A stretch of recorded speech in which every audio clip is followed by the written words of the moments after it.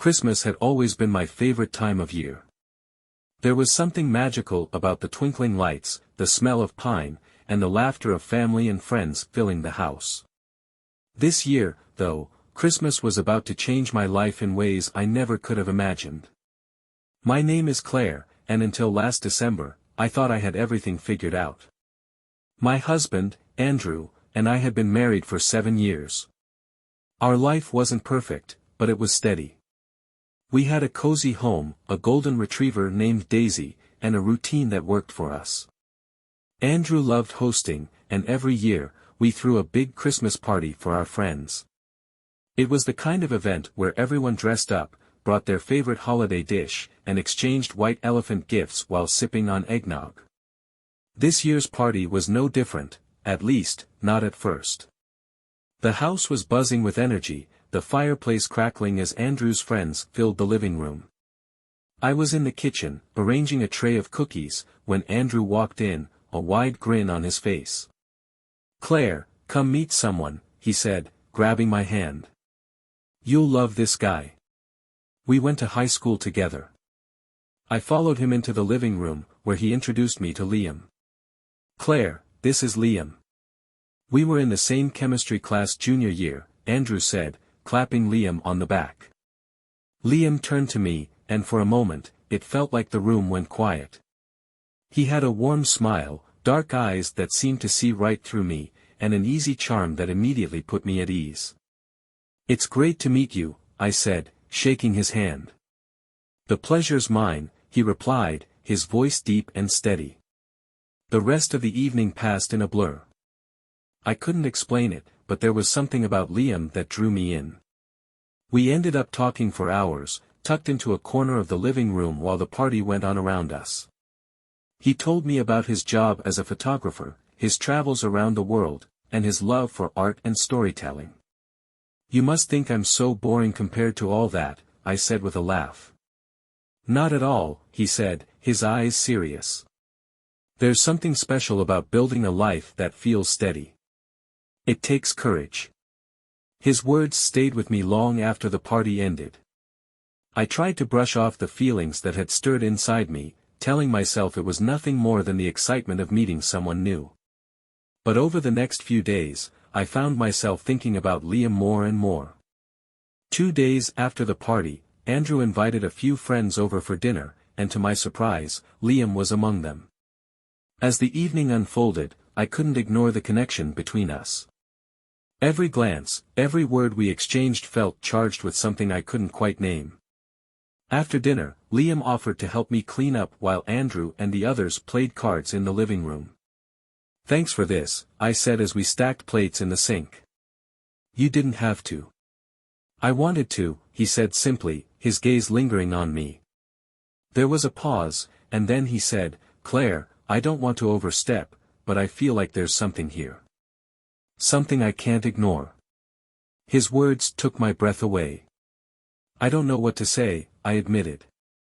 "You don't have to say anything," he said. I needed you to know." For the next few days, I wrestled with my feelings. I loved Andrew, or at least, I thought I did. But my connection with Liam felt different, deeper, more intense. It was like he saw me in a way no one else ever had, and the thought of letting that go was unbearable. On the 4th day after meeting Liam, I made a decision that shocked even me. I told Andrew I wanted a divorce. The moment the words left my mouth, I felt the air in the room shift. Andrew stared at me, his expression a mixture of disbelief and hurt. "What are you talking about, Claire?" he asked, his voice trembling. "I want a divorce," I repeated, my heart pounding. "I can't do this anymore." Andrew sat down heavily on the couch, running a hand through his hair. "Is this about Liam?" he asked, his voice sharper now. The mention of Liam's name hit me like a punch to the gut. I hadn't planned on bringing him up, but Andrew's question made it impossible to avoid. "It's not just about Liam," I said carefully. "This is about us, about how I've felt for a long time." Andrew shook his head, his jaw tightening. "You felt this way for a long time, and you didn't say anything?" You just waited until someone else came along. His words stung because they were true. I'd been ignoring the cracks in our marriage for years, convincing myself that they weren't worth addressing. But meeting Liam had forced me to confront the truth. I wasn't happy, and I hadn't been for a long time. "I'm sorry, Andrew," I said, tears streaming down my face. "I never meant to hurt you." "Then why are you doing this?" he asked, his voice breaking. "Because I can't keep pretending," I said.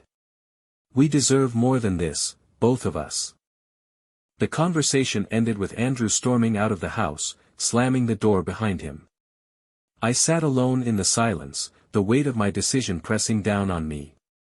Part of me wanted to chase after him, to take it all back, but I knew that wouldn't change anything. The next few days were a whirlwind of emotions. Andrew stayed with a friend, and I threw myself into the logistics of separating our lives. I packed up his things, contacted a lawyer, and tried to ignore the gnawing guilt that consumed me. Liam, meanwhile, was a constant presence in my thoughts. I hadn't told him about the divorce yet, unsure of how he'd react. But when he called me a few days later, I knew I couldn't avoid the conversation any longer. "Can we talk?" he asked, his voice gentle. "Of course," I said, meeting him at a quiet cafe later that evening. As we sat across from each other, I told him everything, about my decision to leave Andrew, my fears about the future, and the guilt that had been eating away at me. "I didn't do this just for you," I said, my voice trembling. "I did this because I realized I couldn't keep living a lie." Liam reached across the table, taking my hand in his. "I never wanted to come between you and Andrew," he said. "But I can't pretend I'm not relieved you're doing what's right for you." His words were a balm to my frayed nerves, and for the first time in days, I felt a glimmer of hope. Over the next few weeks, I began to navigate the messy process of rebuilding my life. Andrew and I moved forward with the divorce, dividing our assets and working out the details with as much civility as we could muster. It wasn't easy, there were tears, arguments, and moments of doubt, but we both knew it was the right choice. At the same time, my relationship with Liam began to deepen. We spent hours talking, sharing our hopes and fears, and exploring the connection that had drawn us together in the first place. Being with him felt like stepping into a new world, one filled with possibility and passion. But not everyone was thrilled about the changes in my life. Andrew's friends, many of whom had been part of our shared social circle, were quick to pass judgment.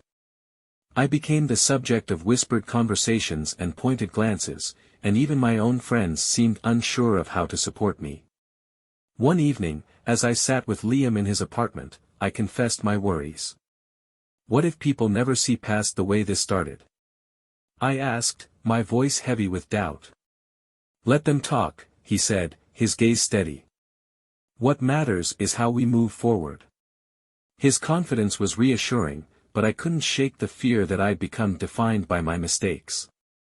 Despite the challenges, I threw myself into building a new life. I found an apartment of my own, started reconnecting with old hobbies, and began to rediscover the parts of myself I'd lost in the years of compromise and routine. And through it all, Liam was there, steady, supportive, and unwavering in his belief in us. The first few months after the divorce felt like being caught between two worlds. On one hand, I was finally free to rediscover myself and explore the connection I'd found with Liam. On the other, I was still untangling the threads of my old life, trying to navigate the fallout from my decision to leave Andrew. My new apartment was small but cozy, with mismatched furniture and a view of the city skyline. It was the first space I'd ever had entirely to myself, and I took pride in making it my own. I painted the walls a soft sage green, hung photos of my travels, and filled the shelves with books and plants. It wasn't much, but it was mine, a symbol of the fresh start I was trying to build. Liam was a constant presence during this time, helping me unpack boxes and offering words of encouragement when I felt overwhelmed. He brought me coffee on busy mornings, cooked dinner on quiet nights, and reminded me of the passion I'd been missing for so long. But as much as I valued his support, there were moments when doubt crept in. I couldn't help but wonder if our relationship, born out of such chaos, could truly stand the test of time. One evening, as we sat on the couch in my apartment, I voiced my concerns. "Do you ever think about how this all started?" I asked, my voice hesitant.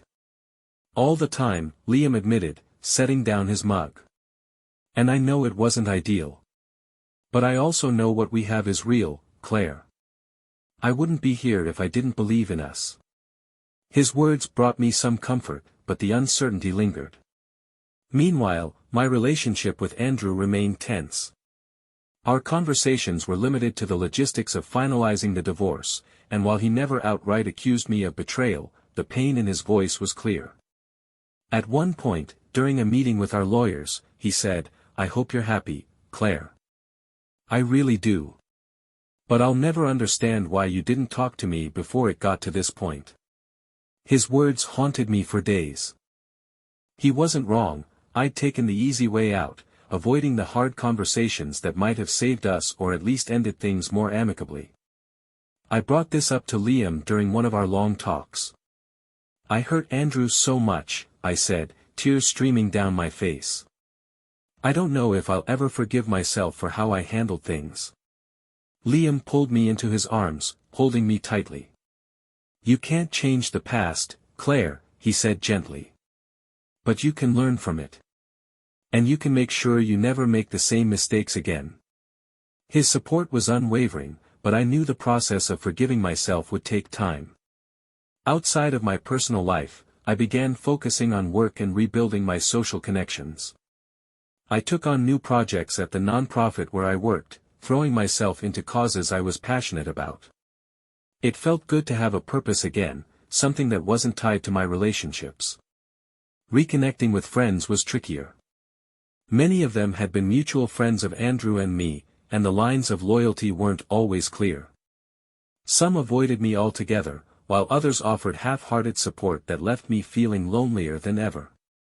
One evening, I reached out to Emily, my oldest friend, hoping for a candid conversation.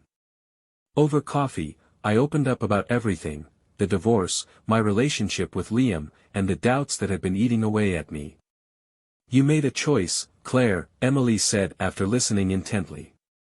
"And it wasn't an easy one. But you're here now, and the only way forward is to own it." Her words struck a chord. For too long, I'd been trapped in a cycle of guilt and self-doubt, afraid to fully embrace the life I'd chosen. It was time to stop looking back and start moving forward. With Emily's encouragement, I began reaching out to new people, building connections that felt authentic and untethered to my past. I joined a book club, took a painting class, and even started volunteering at a local animal shelter. Through these experiences, I started to rediscover myself, not the Claire who had been defined by her marriage or her mistakes, but the Claire who was curious, creative, and full of potential. Liam was there every step of the way, cheering me on and reminding me of the strength I didn't always see in myself. Our relationship wasn't perfect. We had our share of disagreements and growing pains, but it was built on honesty, respect, and a shared belief in the future we were trying to create. One evening, as we walked hand in hand through the park, Liam turned to me and said, "I know this hasn't been easy, but I'm so proud of you, Claire. You've come so far." "Thanks to you," I said, smiling up at him. "No," he said, shaking his head. "You did this. You chose to take control of your life, and that's something no one can take away from you." His words filled me with a sense of pride and determination. For the first time in a long time, I felt like I was truly on the right path, not just for Liam, but for myself. The new life I was building felt like a balancing act, steady at times, wobbly at others. Each day brought challenges, but it also brought opportunities to prove to myself that I was capable of moving forward. Liam and I were growing closer, my work at the nonprofit was thriving, and I was finally starting to feel at home in my little apartment. But healing wasn't a straight line, and there were moments when the weight of my decisions pressed heavily on me. One quiet Sunday morning, I sat at the kitchen table, flipping through old photos I'd found in a storage box. Among them was a picture of Andrew and me on our honeymoon, both of us grinning under a vibrant blue sky. It felt like a lifetime ago, and yet the memories were still vivid, the laughter, the hope, the promise of forever. The guilt crept in again, as it often did when I allowed myself to linger on the past. I wondered if I'd given up too soon, if I'd failed to fight for something that could have been salvaged. When Liam stopped by later that afternoon, he immediately noticed my mood. "What's going on?" he asked, setting down a bag of groceries and pulling up a chair. I hesitated, then admitted, I was looking at old photos. Of Andrew and me. Liam's expression softened, but he didn't look surprised. "It's okay to miss parts of your old life, Claire," he said. "You shared a lot of good times with him. That doesn't just disappear." His understanding brought me a sense of comfort, but it also made me realize something: I hadn't fully processed everything I'd left behind. I'd been so focused on moving forward that I hadn't given myself permission to grieve the loss of my marriage. That week, I decided to start therapy, a step I'd been avoiding for months. Sitting across from my therapist in her cozy office, I felt a mix of vulnerability and relief as I began unpacking the choices that had led me here. I thought leaving Andrew would make everything better, I admitted during one session. But sometimes I wonder if I just created a new set of problems. "It's natural to question your decisions," she said gently. "But it's also important to remember why you made them. What were you searching for?" "Freedom," I said after a moment. "Passion. A sense of being truly seen." "And do you feel like you found those things?" she asked. I thought about Liam, about the way he made me feel alive and understood in a way I hadn't felt in years. I thought about the independence I'd gained, the rediscovery of my own identity. "I think I'm getting there," I said. Therapy became a lifeline, helping me navigate the complexities of my emotions and the lingering doubts that surfaced from time to time. It also gave me the tools to better communicate with Liam, who had his own fears and uncertainties about our relationship. One evening, as we cooked dinner together in my tiny kitchen, I brought up something that had been on my mind. "Do you ever worry about what people think of us?" I asked. Liam set down the knife he'd been using to chop vegetables and looked at me. "Honestly? I used to. But not anymore," he said. "I know who we are, Claire. And I know what we're building. That's all that matters." His confidence was reassuring, and it reminded me that we were in this together, facing the world side by side. Outside of my personal life, I began to thrive at work. My passion for the nonprofit's mission was evident, and my boss took notice, assigning me to lead a new community outreach initiative. It was a daunting task, but I poured my energy into it, fueled by the belief that I was making a difference. The project brought me into contact with people from all walks of life, and their stories inspired me in ways I hadn't anticipated. One afternoon, as I listened to a single mother share her struggles and triumphs, I felt a deep sense of gratitude for the second chance I'd been given. At home, Liam and I continued to grow together, finding joy in the little things: lazy Sundays, spontaneous road trips, and quiet nights spent talking about our dreams for the future.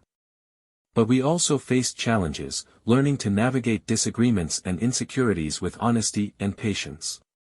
One evening, as we sat on the balcony watching the city lights, Liam turned to me and said, "You've changed so much since I met you." "Good or bad?" I asked with a teasing smile. "Good," he said, his tone serious. "You're stronger, more confident. It's amazing to see." His words filled me with a sense of pride and validation.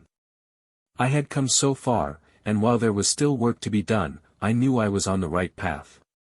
Life was starting to feel like mine again, not the life I had with Andrew, and not a life defined by my relationship with Liam, but a life that was uniquely, authentically mine.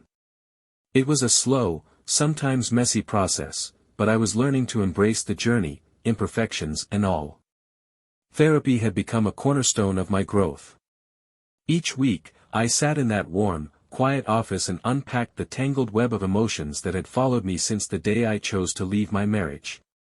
My therapist had a way of guiding me gently but firmly toward the truths I needed to face. Guilt can be a heavy burden, she said during one session. But it's also a sign that you care deeply about the people you've affected.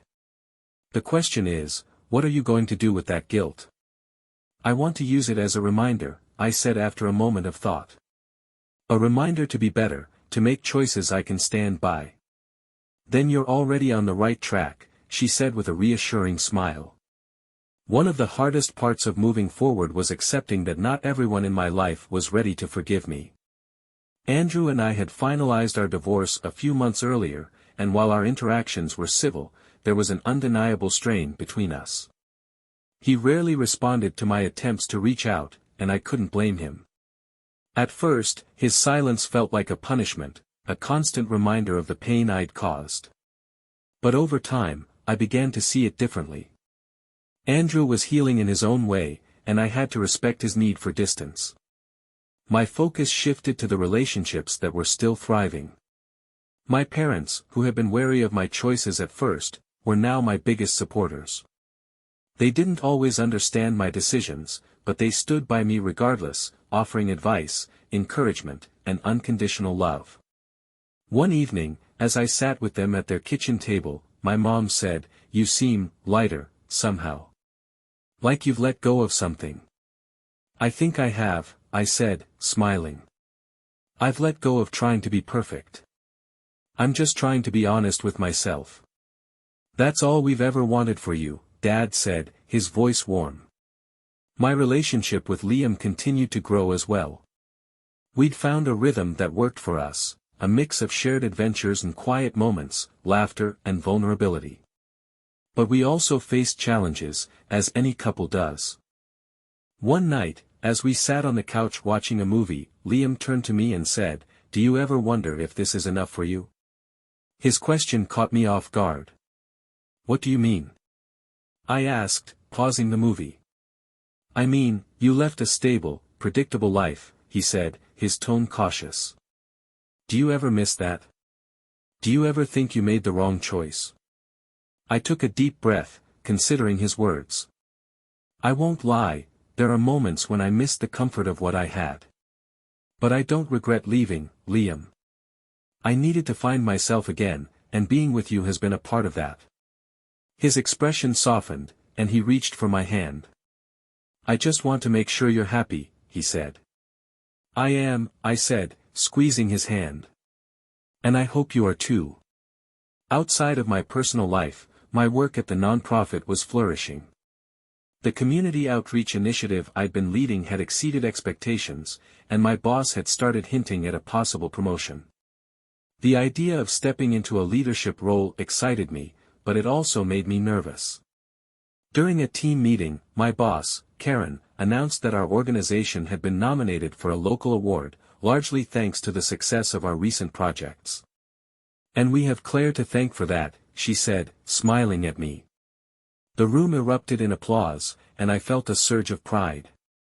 This was what I'd been working toward, a sense of purpose, a chance to make a difference. As the weeks turned into months, I began to see how all the pieces of my life were coming together. I wasn't the same person I'd been a year ago, and I was grateful for that. The mistakes I'd made, the lessons I'd learned, and the people who'd supported me had all shaped me into someone stronger, more self-aware, and more resilient. One evening, as Liam and I walked through the park hand in hand, I said, "I've been thinking about how far we've come." "Good thoughts, I hope," he said with a smile. "Very good," I said, leaning into him. "I never thought I'd find this kind of happiness again." "You deserve it, Claire," he said, his voice filled with conviction. "We both do." As I looked at him, at the life we were building together, I felt a sense of peace I hadn't known in years. The road to get here had been anything but smooth, but it had led me to a place where I finally felt at home, with myself, with Liam, and with the life we were creating. The life I'd built over the past year felt solid in a way I never could have anticipated. It wasn't perfect, far from it, but it was mine, shaped by choices I'd made and lessons I'd learned along the way. With each passing day, I felt more rooted in the person I was becoming, and I began to see my past not as a chain holding me back but as a foundation to grow from. Liam and I had settled into a rhythm that felt natural, even comforting. We spent weekends exploring the city, discovering hidden gems and making new memories together. But as much as I valued our relationship, I knew I couldn't let it define me. My sense of self had to come from within, from the dreams and goals I was actively pursuing. At the nonprofit, my work had reached new heights. The community outreach initiative I'd led had not only earned our organization an award but had also expanded into a long-term program with real, measurable impact. When my boss, Karen, offered me a promotion to project manager, I felt both excited and terrified. "Do you think I'm ready for this?" I asked Liam one evening as we sat on the balcony, sipping wine and watching the city lights twinkle below. "I know you are," he said without hesitation. "You've been running the show for months anyway. This is just making it official." His confidence in me was reassuring, and after a few days of consideration, I accepted the role. Stepping into a leadership position brought new challenges, but it also gave me a renewed sense of purpose. I was no longer just rebuilding my life, I was actively shaping it, creating something I could be proud of. But as fulfilling as my work was, there were still moments when the past crept back in, uninvited. One afternoon, as I walked through a local farmer's market, I spotted Andrew. He was with a group of friends, laughing and carrying a basket of fresh produce. He looked happy, carefree in a way I hadn't seen in years. For a moment, I considered turning around and leaving, but something inside me urged me to stay. This was an opportunity to confront the lingering ghosts of my past, to prove to myself that I could face him without falling apart. "Andrew," I called out, my voice steady despite the fluttering in my chest. He turned, his expression shifting from surprise to something softer. "Claire," he said, walking toward me. "It's been a while." "It has," I said, smiling faintly. "How have you been?" "I've been good," he said, nodding. "Really good, actually." "I'm glad to hear that," I said, meaning it. We talked for a few minutes, small talk, nothing too personal, but it was enough to remind me that while we'd both been hurt by what happened, we were also both moving forward. As we said our goodbyes, I felt a sense of closure I hadn't realized I needed. That evening, I told Liam about the encounter. "I think I finally made peace with it," I said, my voice thoughtful. "That's big, Claire," he said, reaching for my hand. "I'm proud of you." His support was unwavering, and it reminded me of how far we'd come as a couple. Our relationship wasn't without its challenges, but we faced them together, with honesty and patience. One of those challenges came in the form of a job offer for Liam. He'd been approached by a travel magazine to work as a staff photographer, a dream opportunity but one that would require him to spend weeks, sometimes months, away on assignments. "I don't want to leave you," he said one evening as we sat on the couch, his hand resting on mine. "And I don't want you to give up your dream for me," I said firmly. "We'll make it work, Liam. We always do." It wasn't an easy decision, but it was the right one. Liam accepted the job, and we began navigating the complexities of a long-distance relationship. The time apart was hard, but it also gave us the chance to appreciate each other in new ways. In the quiet moments when he was away, I found solace in my work, my friends, and the sense of independence I'd fought so hard to reclaim. I joined a local yoga class, started journaling again, and even took up baking, a hobby I'd abandoned years ago.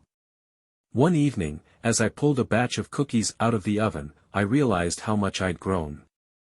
A year ago, I wouldn't have recognized the woman I'd become, strong, self-assured, and unafraid to take risks. When Liam returned from his first assignment, we celebrated with a quiet dinner at home.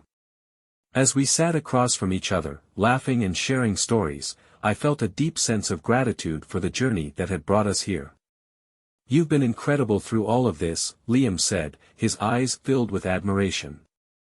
"So have you," I said, reaching for his hand. Our relationship wasn't perfect, but it was ours, built on a foundation of trust, respect, and a shared belief in the life we were creating together. A year had passed since I'd made the choice that turned my life upside down. It was strange to think about how much had changed in such a short time. The person I saw in the mirror now was stronger, more self-assured, and unafraid to face life's uncertainties. Liam and I had found a rhythm in our relationship, balancing the demands of his travel-heavy career and my ever-evolving role at the nonprofit. The long stretches apart were difficult, but they also allowed us to grow individually, bringing new depth and perspective to our time together. One evening, as we sat on the balcony of my apartment, watching the city lights twinkle below, Liam turned to me. "Do you ever think about what's next for us?" he asked, his voice soft but serious. "All the time," I said, smiling. "What about you?" "I think we've built something amazing," he said. "And I want to keep building it, with you." His words filled me with a warmth I couldn't put into words. For all the twists and turns my life had taken, I finally felt like I was exactly where I was meant to be. At work, my promotion to project manager had opened new doors I hadn't even considered before. Leading a team and watching our initiatives grow gave me a sense of purpose I'd never known in my previous life. My boss, Karen, had even started talking to me about taking on a director-level position in the next year or two, a challenge I was both excited and nervous to tackle. One afternoon, as I was preparing for a presentation, my phone buzzed with a text from Andrew. It was the first time I'd heard from him in months, and the message was simple: "Hey, I just wanted to let you know I'm doing well. I hope you are too." I stared at the screen for a moment, then typed back, "I'm glad to hear that. I wish you all the best." It was a small exchange, but it felt like the final thread of closure I'd been searching for. Andrew and I had gone through something painful and life-altering, but we'd both come out the other side stronger. That evening, I shared the text with Liam. "I think I've finally let go of all the guilt," I said. He smiled, pulling me into his arms. "You deserve to feel free, Claire. You've worked so hard to get here." His words echoed in my mind as I prepared for the next phase of my journey. The nonprofit's board had invited me to present my ideas for expanding our outreach programs, and while I was nervous, I felt ready. This was my chance to make an even bigger impact, to show the world, and myself, what I was capable of. The presentation went better than I could have imagined, and afterward, Karen pulled me aside. "You've come so far, Claire," she said, her tone warm.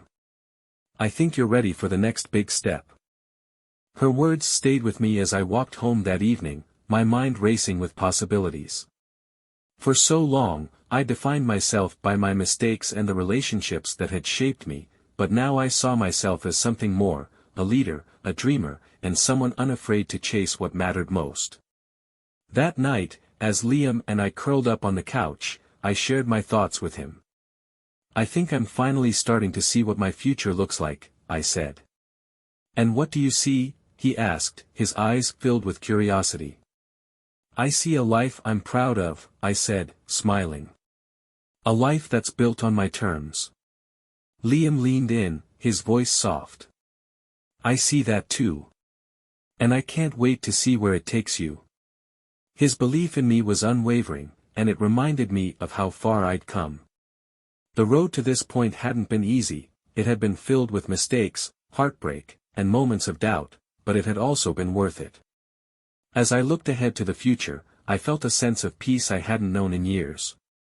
I wasn't just surviving anymore, I was thriving, building a life that reflected who I truly was and the dreams I was finally ready to pursue. And for the first time in a long time, I wasn't afraid of what lay ahead.